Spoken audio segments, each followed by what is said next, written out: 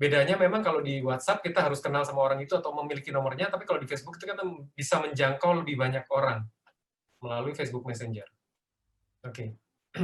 Nah, berikutnya. Jadi setelah kita tahu matriks-matriks tersebut, apa sih yang sebenarnya berguna untuk kita? Kita melihat nih ada studi yang dilakukan oleh Facebook sama Bain Company yang terjadi di Asia Tenggara. Tadi mungkin Pak Lukas sempat menyampaikan kepada kita bahwa sebenarnya yang namanya internet ini borderless, kita tidak mengenal batas. Kebetulan kami di ID World kita menangani lebih dari 3.000 SMB. Di 2017 memang kita sedikit pivot ya. Pivot itu namanya bisnis, kalau misalnya katakanlah kita apa ya istilahnya kurang pas, kita rubah sedikit gitu. Nah, jadi kita memang melakukan pivot, kita melayani medium business dan juga corporate. Karena kita sudah punya kemampuannya untuk melayani SMB market, kita tingkatkan diri kita untuk masuk ke corporate market. Nah, dengan adanya digital marketing ini, sekarang kita melayani klien dari Malaysia. Kita punya 2 brand yang apa itu namanya bermarket di Indonesia, dan juga ada satu US company gitu. Jadi kita liaise sama US itu cukup intens, dan juga kalau meeting itu jam 8 sama jam 10 malam karena perbedaan waktu dan sebagainya. Tapi tim kita siap gitu. Nah, untuk itu sebenarnya kita harus melihat tren konsumer yang berubah. Jadi di Asia Tenggara ini merupakan market kita. Kita bisa secara tanpa batas masuk ke Asia Tenggara. Ini perubahannya. Terus terang karena pandemik ada banyak sekali hal-hal yang terjadi. Semuanya berubah. Saya punya kebiasaan sebulan kira-kira sekitar 2 kali kita ke supermarket ataupun hypermarket. Saya nganter istri saya belanja dan apa segala macam, bagasi penuh, terus kita pulang. Gitu. Habis makan kita pulang. Tapi sekarang di 2020 ini kita melihat bahwa yang namanya barang belanja penting atau barang namanya apa fresh groceries, jadi barang-barang segar dan juga di pack itu meningkat pesat. Dan terus terang saya mengurangi karena masalah COVID dan sebagainya, mengurangi kunjungan keluar. Sesekali mungkin ke supermarket, tapi sangat kurang, bisa dibilang 2 bulan bisa cuma sekali atau 2 kali ke supermarket. Tapi belanjaan saya lebih reguler, jadi saya bisa membeli barang itu just in time. Hari ini beli sabun, besok beli apa itu namanya shampoo dan apa segala macam kayak gitu. Dan kita tahu sebenarnya barang-barang itu kita bisa lihat marketplace mana sih yang menjual barang-barang itu asli ataupun dengan harga yang cukup pantas gitu. Jadi tidak terlalu mahal. Nah, di sini kita lihat nih, ada 48% konsumen itu belanja lebih di fresh groceries. Sekarang istri saya beli pisang itu melalui internet juga. Bahkan pisang, pepaya, dan apa segala macam itu dikirim melalui internet. Dulu kita ke pasar, dulu kita milih langsung. Tapi sekarang yang namanya online itu sudah bisa apa istilahnya dipertanggungjawabkan kualitasnya, meskipun itu barang fresh. Tentunya kita mesti beli dari marketplace yang cukup bagus. Terus ada package groceries nih. Package groceries itu yang apa barang-barang kebutuhan tapi yang sudah di-pack. Itu 44% itu naik di April 2020. Ini sejak COVID udah mulai naik. Nah, tapi yang penting adalah sebenarnya bukan hanya yang di atas, tapi yang di bawah. Ini ada angka-angka di mana 83% dari orang yang membeli fresh groceries melalui online, itu akan terus melakukan pembelian di era normal. Gitu. Jadi kita ini sudah mulai masuk ke transisi new normal. Artinya, orang yang belanja secara offline itu akan berkurang, akan lebih banyak di online. Online mostly melakukan marketing melalui digital. Dan juga package groceries. Ini termasuk apa daging kalengan atau misalnya minuman dalam bentuk PET dan sebagainya. 80% itu akan tetap melakukan pembelian melalui internet. Oke, Pak Ari, ini Ya. dari data 83% menurut saya itu angka yang besar sekali ya. Iya, benar Pak. Ya. Sudah merasakan sebuah experience belanja online itu jauh lebih praktis, lebih ekonomis, lebih nyaman. Demikian studinya atau bagaimana?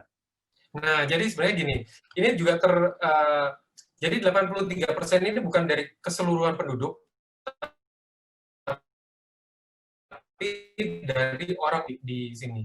Jadi masih ada sekitar 17% yang akan membeli melalui offline. Nah, kenapa mereka stay di online? Karena terus terang buat saya, Pak Lukas, Ya. di online itu kita nggak seperti ke supermarket. Ke supermarket itu kan kita butuh effort dan sebagainya, lalu belanjaan tuh bisa 1 juta, bisa 2 juta, dan sebagainya, kayak gitu-gitu. Jadi kita pingin beli itu di sana sekaligus satu keranjang besar, kita masukin ke mobil, terus habis itu kita pulang. Nah, di online, terus terang, sudah banyak marketplace yang kalau misalnya kita hit minimum buying, dia itu akan apa ya istilahnya, membebaskan biaya pengiriman. Dengan begitu kita satu nggak usah parkir mobil, tidak menghabiskan bensin, tidak usah ngantri di apa itu namanya kasir dan hal-hal lainnya yang membutuhkan tenaga lebih banyak, tenaga dan resource lebih banyak. Jadi orang itu merasakan, oh online itu menarik kok, online itu menyenangkan dan online itu mempermudah kita. Jadi untuk itu orang-orang yang berubah tadinya yang banyak beli offline, mereka akan stay di pembelian online, Pak Lukas.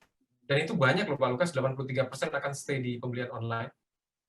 Gitu. Untuk fresh groceries. Nah, terus maju lagi. Jadi pada dasarnya sebenarnya kita ini hidup di dunia aplikasi, Pak Lukas. Pak Lukas sendiri membuat aplikasi juga. Konsumen ini sekarang menemukan aplikasi baru semakin cepat.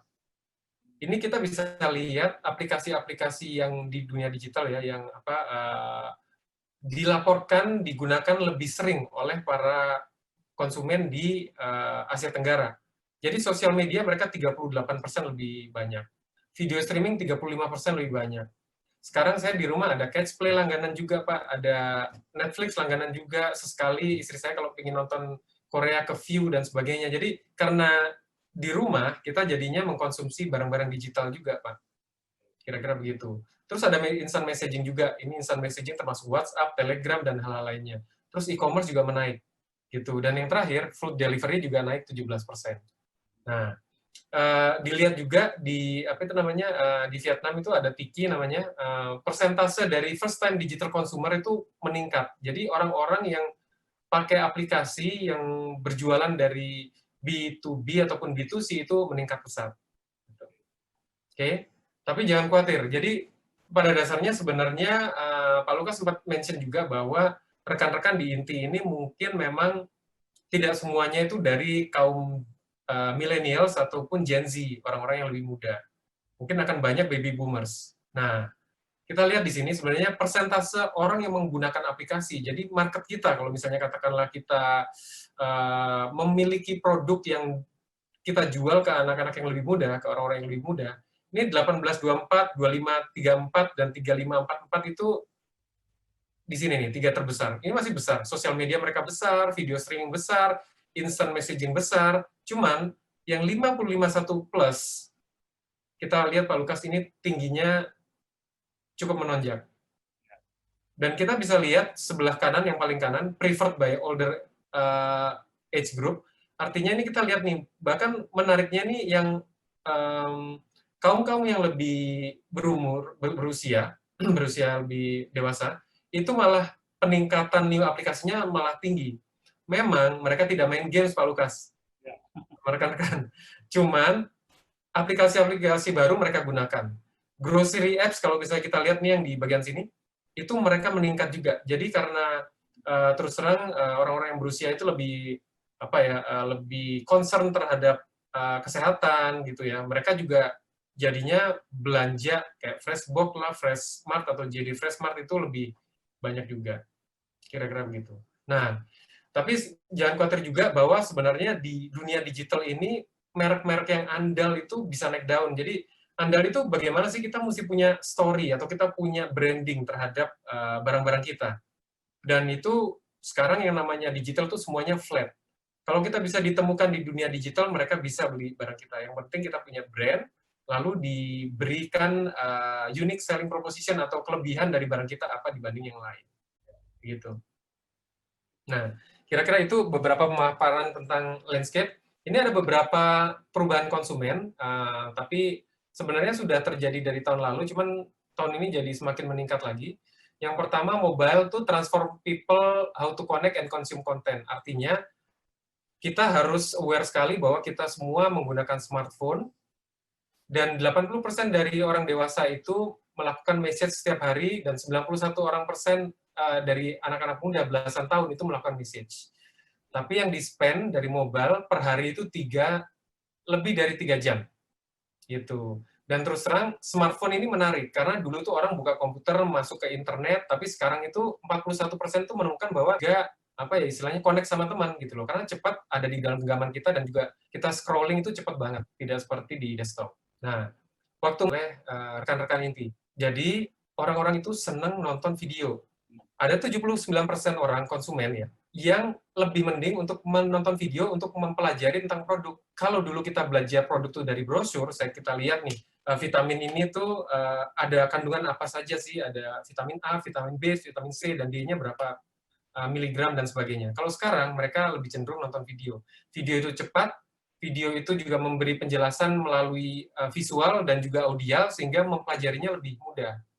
Dan ini tiga kali lipat itu engagement-nya itu waktu di apa ya istilahnya ditunjukkan di video itu orang lebih mudah ingat. Gitu. Dan juga di 79% mobile data itu akan merupakan video. Masih ada nggak sih yang namanya apa itu namanya teks atau artikel? Masih ada tetap untuk scholar, untuk orang-orang yang ingin membaca lebih banyak. Namun mobile data karena konsumen market, mainstream market itu senangnya nonton video. 2022 artinya 2 tahun lagi mobile data itu akan 70% di video. Nah, itu bagaimana sekarang kita? Kita terus terang bisa membuat video dengan mudah. Kalau misalnya kita nggak bisa membuat video, kontak Pak Lukas bikinin saya video dong, Pak Lukas jagonya tuh bikin video.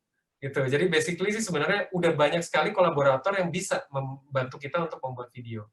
Kira-kira seperti itu. Nah, ini ada apa itu namanya? Ada sesuatu yang menarik. Jadi di sini sebenarnya kita lihat ya. Jadi sebelum Juni 2019 ini most essential lebih penting sampai ke kurang penting. Yang warnanya terang itu agak kurang penting waktu sebelum Juni 2009, artinya sebelum COVID datang. Tapi 2019 di akhir Desember sampai Februari, which is COVID itu baru masuk, itu kita melihat ada perubahan pembelian. Jadi dulu tuh food delivery itu sangat esensial, baju lumayan, tapi konsumer elektronik sama household appliance tuh tinggi. Jadi orang beli mesin cuci, kompor, dan apa segala macam itu tinggi. Namun waktu COVID awal-awal masuk sampai Februari 2020, itu home office itu jadi meningkat. Kenapa? Karena orang-orang mulai bekerja di rumah. Klaster-klaster pekerjaan kecil itu sudah mulai terbentuk, jadi mereka beli apa itu namanya kursi, meja, dan hal-hal lainnya. Terus muncul nih home gym equipment. Saya punya sepeda statis sekarang, istri saya sekarang mau beli apa itu namanya apa itu Pak yang buat treadmill kayak gitu. Terus saya juga punya angkat beban dan apa segala macam itu mulai meningkat gitu. Household furnishing karena mereka 85% sampai 90% di rumah, jadi rumahnya dilihat gitu-gitu aja, mereka mulai beli barang-barang baru, terus mesin cuci juga diperbarui dan sebagainya, terus konsumer elektronik juga meningkat. Karena basically mereka butuh laptop. Kita punya rekan maksudnya di grup juga, kalau teman-teman tahu bineka.com itu penjualan laptopnya meningkat banget. Gitu, karena semua orang butuh laptop baru. Laptop lamanya kepanasan ini dan apa segala macam, sehari bisa 12 jam stay di work from home, akhirnya mereka memerlukan gadget-gadget baru. Nah, tapi kita lihat nih, Maret sampai Mei 2020, berubah lagi. Karena orang udah nggak keluar lagi, orang udah nggak supermarket, grocery fresh itu meningkat pesat sekali. Package groceries kayak sosis, makanan kalengan, minuman kalengan tuh naik, dan juga non-alkohol drink juga naik. Sekarang saya tuh kayak ini Pak Lukas, beli package apa ya istilahnya susu untuk anak itu yang dalam bentuk UHT gitu, itu udah box-boxan Pak, karena anak saya lagi masa pertumbuhan, dia kurang suka susu formula, jadi akhirnya kita belikan susu itu, kita bisa beli 3 box gitu kira-kira dalam sebulan gitu. Nah itu juga meningkat juga.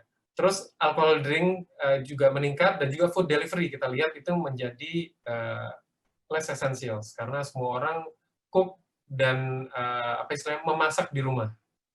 Oke. Nah, untuk menyikapi ini, terus terang menyikapi hal-hal ini, apa sih yang sebenarnya media digital yang perlu kita lakukan? Ini sedikit teknis, tapi sebenarnya nanti apa ya istilahnya penjelasan dan semoga contoh-contohnya bisa dipahami.